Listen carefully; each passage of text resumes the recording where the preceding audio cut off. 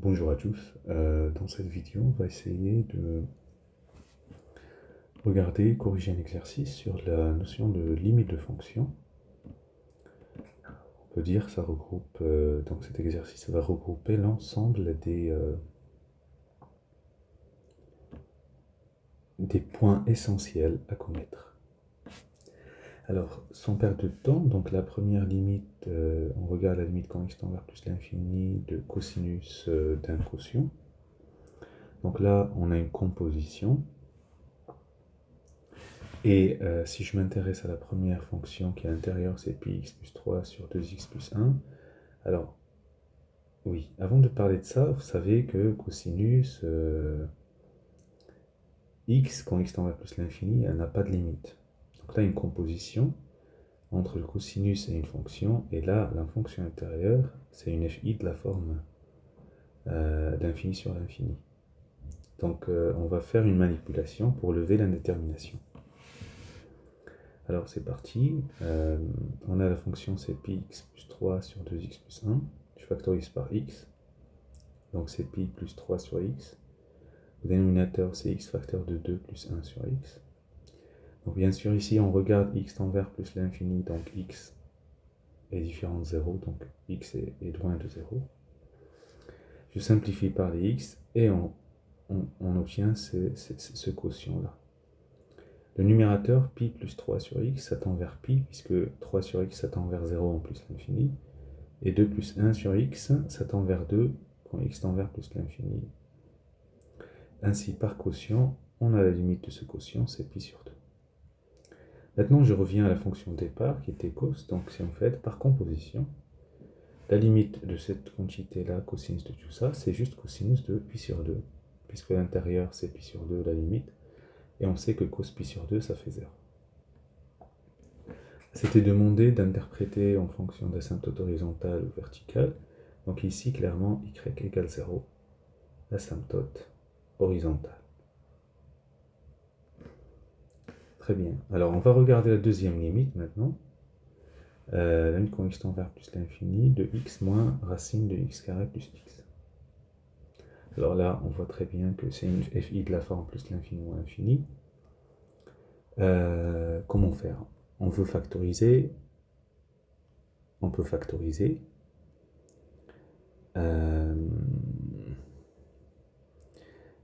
Est-ce que on va pouvoir lever l'indétermination?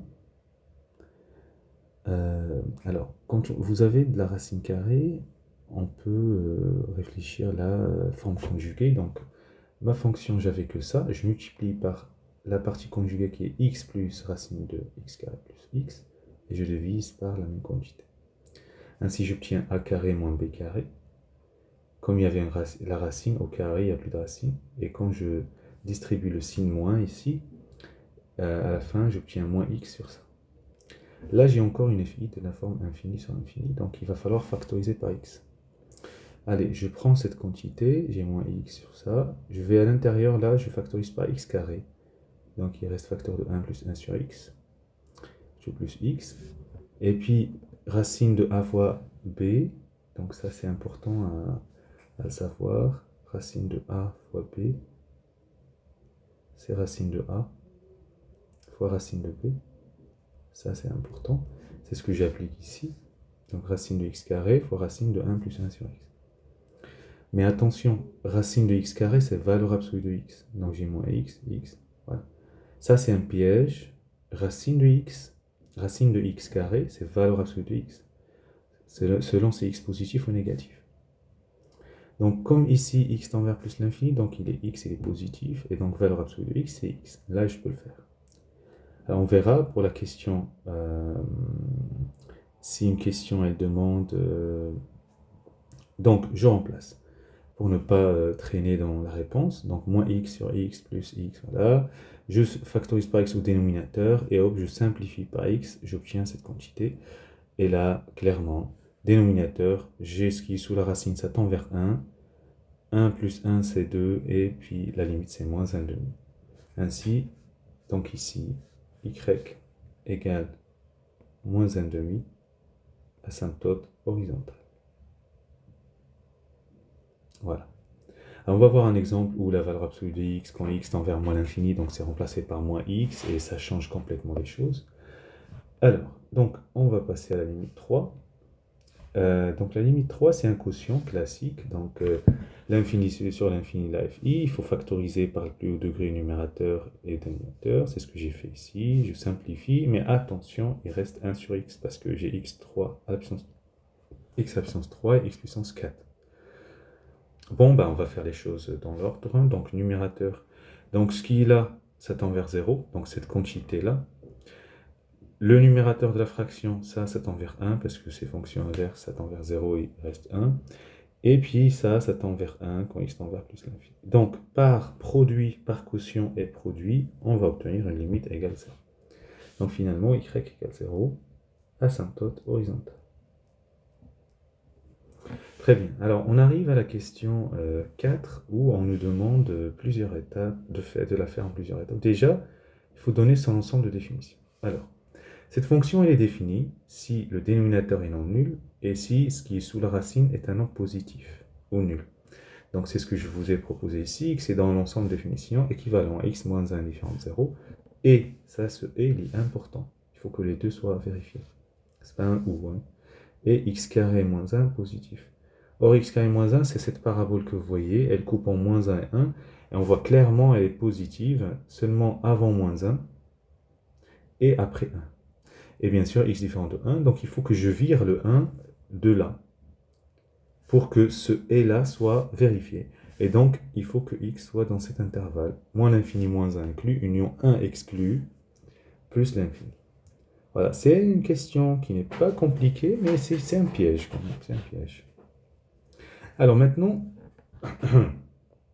il nous demande de calculer la limite en plus l'infini et en moins l'infini. Alors, donc, j'ai reporté l'ensemble de définitions. Donc, j'ai, pour récapituler, j'ai x inférieur ou égal à moins 1 ou x strictement supérieur à 1. Donc, x moins 1 strictement positif. Ou x plus 1 inférieur ou égal à 0. Ok, donc la limite quand x tend vers plus l'infini, donc l'infini sur l'infini, c'est une fi. Et donc là, je serai obligé de faire une manipulation de tout ça. Alors, sous la racine, je fais factorise par x carré. Parce que vous savez très bien que si je ne fais pas ça, comment je peux sortir un x? Bon, racine de a fois racine de b, c'est racine de a fois racine de b. Donc c'est ce que j'ai fait ici. Racine de ça fois racine de ça. Et puis dénominateur, je factorise par x comme ici et ici. Bon, là maintenant c'est habitué. Racine de x carré, c'est valeur absolue de x. Fois racine de 1 plus 1 sur x carré et x fois 1 moins 1 sur x. Alors maintenant, on regarde. X tend vers plus l'infini, donc x est positif. Valeur absolue de x égale x. Très bien. Et donc, je peux simplifier les x, et il reste racine de ça sur ça.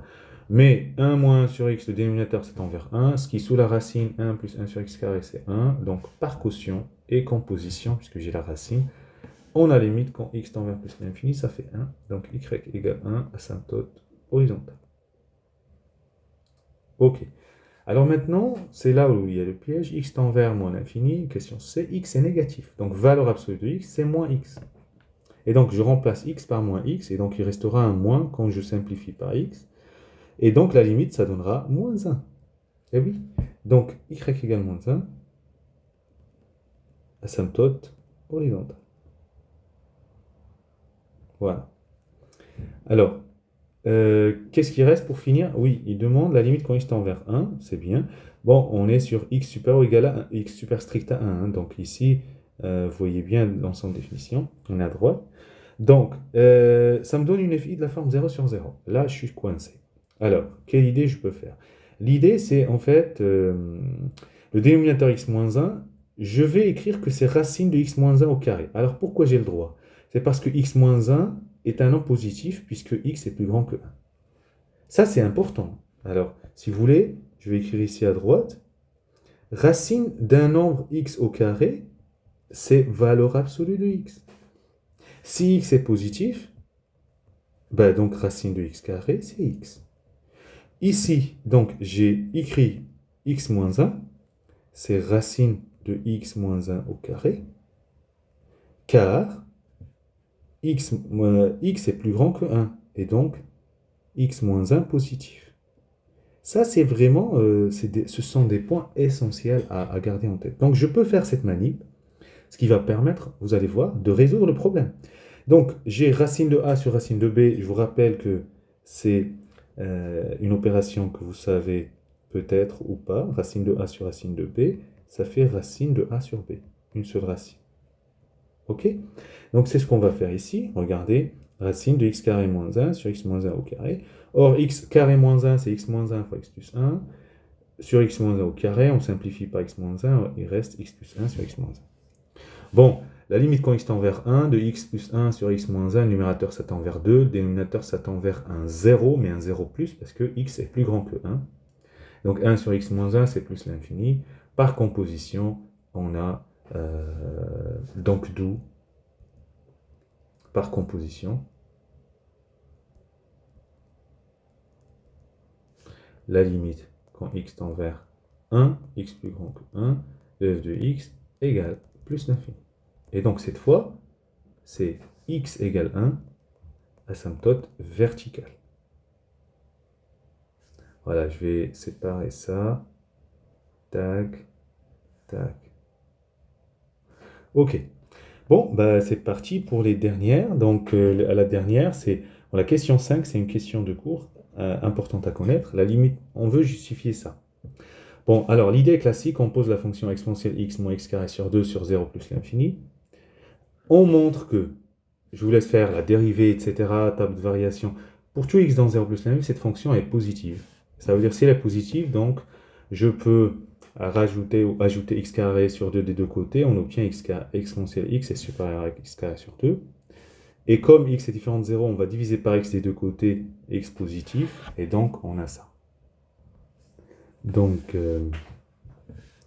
et x étant non nul, donc on peut diviser par x des deux côtés, et on obtient exponentielle x sur x, notre fonction est supérieure ou égale à x sur 2. Et là, on utilise le théorème de comparaison. Donc, on a une fonction plus grande qu'une autre. La plus petite tend vers plus l'infini en plus l'infini. Donc, la plus grande tend vers plus l'infini. Alors, donc il nous reste la limite 6 et 7. La limite 6, donc j'ai exponentielle x plus x sur exponentielle 2x moins 2x. C'est une fi de la forme de l'infini sur l'infini. Donc, là, il faut être intelligent.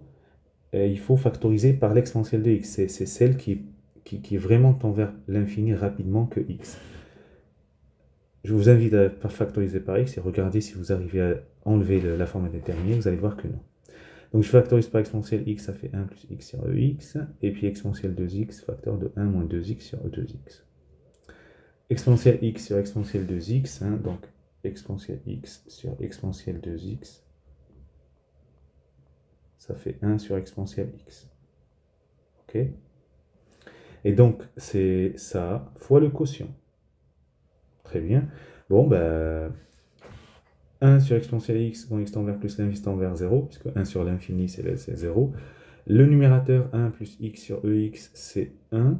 Alors pourquoi? J'ai marqué par cc, par croissance comparée, parce que ici, ça, c'est l'inverse de ce qu'on a montré avant.